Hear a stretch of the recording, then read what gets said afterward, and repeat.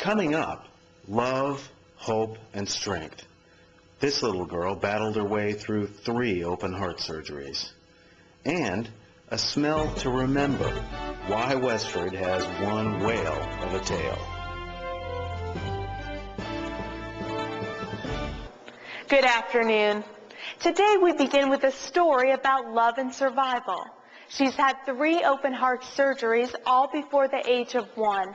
Reporter Dave Perry has more. Riley. At 9 months old, Riley has endured 3 open heart surgeries. You hope everything's going to be all right and your child's going to come out and have a normal life and everything's going to go well. Riley was born with a heart defect and had her first surgery when she was 1 month old. Her parents, Jim and Tricia, took Riley to Children's Hospital for care. At times, she was too sick to hold. She had many IVs, and she had a feeding tube in her nose, so it was like to pick her up. A lot of times required a nurse to actually help you. They would help pick her up and put her in our arms, and then essentially that would be it. Riley's surgeries repaired her mitral valve, which wasn't closing properly. So far, her 3rd surgery has been successful. Jim and Tricia say doctors at Children's Hospital saved her life. On April 21st, Jim is running the Boston Marathon to raise money for Children's Hospital. You're out there running, and if something hurts, you're able to put it in context. You think, okay, all these little kids who had intensive care unit, oh my God, the stuff that they're going through in terms of pain. Training for a marathon is nothing compared to that. Now, Riley is stronger. She's no longer on oxygen, and the family can start to plan normal activities, like trips to the park. Trisha's able to just take her down to the park and put her in a swing, and that seems like such a treat. It's our darkest days in the hospital. We never would have imagined that we'd get to that point. But when she started getting better, I mean, it was amazing because you could see. I mean, there was definitely a difference in terms of, her being alert and her being curious, and she actually giggled for the first time. Riley.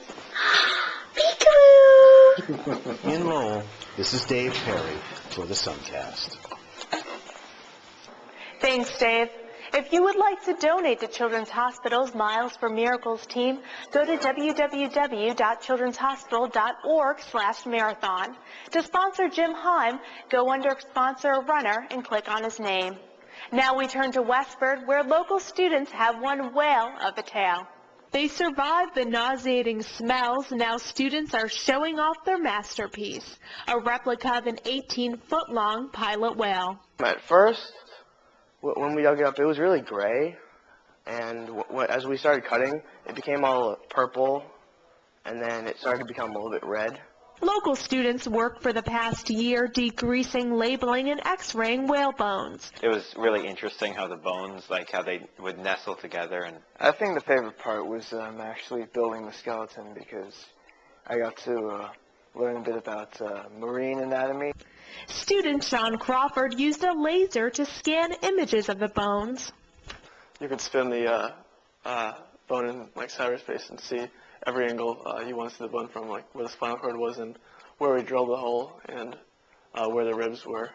Michael Taves discovered this male whale washed up on Cranes Beach in Ipswich over 2 years ago. They buried him in Westford's Pine Grove Cemetery, then dug up the carcass last fall. It's absolutely terrible smell. Imagine the most horrific smell you've ever experienced. Multiply it by 10, and that's what you got. I'm surprised no one threw up that first day. Someone did eventually when they were cleaning out the skull, I think, but not that first day, which surprised me. The strong smell was hard to get rid of and was similar to rotting seafood. It's overpowering, the stench. Your clothes smell like it for days afterwards. Kind of developed a routine where people would, not shower before coming to Whale Club, and then, you get very dirty, and then go home and scrub it. It just kind of gets in everything. The whale is on display for the next 3 months at the Westford Museum, and it's designed to be a hands-on exhibit. The best thing about this exhibit is you're allowed to touch it. there's no curtain, there's no, steep, 10 feet back from the whale. You can come up and you can feel how the skull of a whale feels. And we've designed it so that educators can come and take a bone out and they can pass it around to the class so people can actually see and you can feel like this makes up our spinal cord. I just really hope that people will have a new appreciation and understanding of how beautiful these animals are. Now, entertainment reporter Rachel Briere has more on the sultry sounds coming to 119 Gallery. Thanks, Bridget. As the cast and crew from This Side of the Truth settle into Lowell, they'll be looking for the 411 on what to do in our own LA. Who says you can't get great sushi on the East Coast? We're letting them in on our secrets in stepping out. We may not have an Ivy or Koi, but we do have some hidden gems in Lowell. We'll have the complete rundown on this Friday's SunCast. Jazz singer Lola Danza will bring her sexy sounds to the 119 Gallery on Chelmsford Street this Saturday. The show starts at 8 p.m. with a $5 cover. For more celebrity news and local gossip, log on to thesunblog.com and visit The Frosting. I'm Rachel Briere, and that's your Daily Dish. That wraps up this edition of SunCast, featured every Tuesday and Friday.